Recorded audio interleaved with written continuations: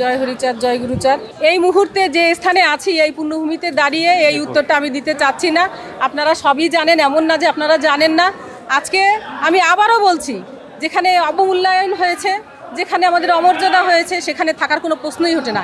আপনি একজন ব্যক্তিগত মানুষ হিসেবে নিজেকে প্রশ্ন করে দেখবেন, যেখানে আপনার অমর্যাদা হবে সেখানে কি আপনি থাকবেন? থাকবেন না।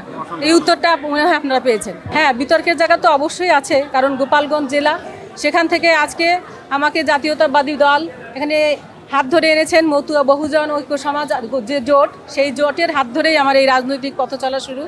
আর আমাদের সেই চিন্তন মননশীলতায় আমার সেক্রেটারি, আমার এই সভাপতি, তারপরে আমার যে সমস্ত কর্মীরা আছে, এদের যে অবদান আর আমাদের যে স্বীকৃতি জাতীয়তাবাদী দল দিয়েছে, এটা আমরা চিরকৃতজ্ঞতার সহিত সবসময় স্মরণ রাখব।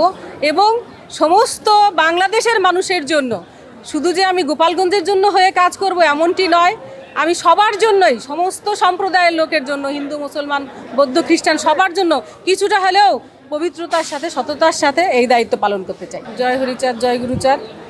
আজকে এই মতুয়া সম্প্রদায়কে এই সংসদে যে আসন, যে সম্মান, যে প্রতিষ্ঠা জাতীয়তাবাদী দল দিয়েছে, সেই জন্য আমি সর্বপ্রথমে দেশনেত্রী বেগম খালেদা জিয়া, প্রয়াত জিয়াউর রহমান, দেশনেতা, তাদের আত্মার শান্তি কামনা করছি। সাথে সাথে জাতীয়তাবাদী দলের মির্জা ফখরুল ইসলাম আলমগীর, একজন সৈনিক, লড়াকু সৈনিক মহাসচিব, এবং আমাদের যথাযোগ্য কি বলবো, একেবারে উপযুক্ত প্রধানমন্ত্রী তারেক রহমান, তাদের আন্তরিক ধন্যবাদ জানাই।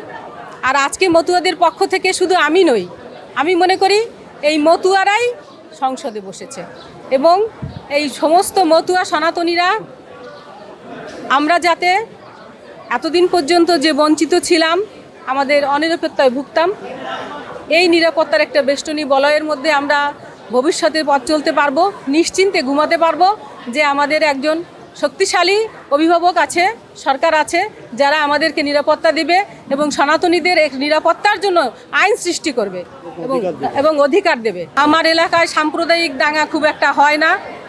আমরা ওখানে হিন্দু মুসলমানরা মিলেমিশেই কাজ করি। আপনারা জানেন, প্রত্যেক বছর ওরাকান্দি ঠাকুরবাড়িতে একটি বারণী মেলা অনুষ্ঠিত হয়, যেখানে লক্ষ লক্ষ মানুষ আসে। সেখানে শুধু হিন্দুরা, সনাতনীরা আসে না, মতুয়ারা আসে না, সেখানে মুসলমান, বৌদ্ধ, খ্রিস্টান, সব ধর্মের এবং উপমহাদেশের বাইরের বিভিন্ন কান্ট্রি থেকে লোকজন আসে। এবং আশ্চর্য হয়ে যাবেন আপনারা, সেখানে আমাদের নিজেরাই নিজেদের নিরাপত্তা, কখনোই কোনো দুর্ঘটনা আজ পর্যন্ত ঘটেনি।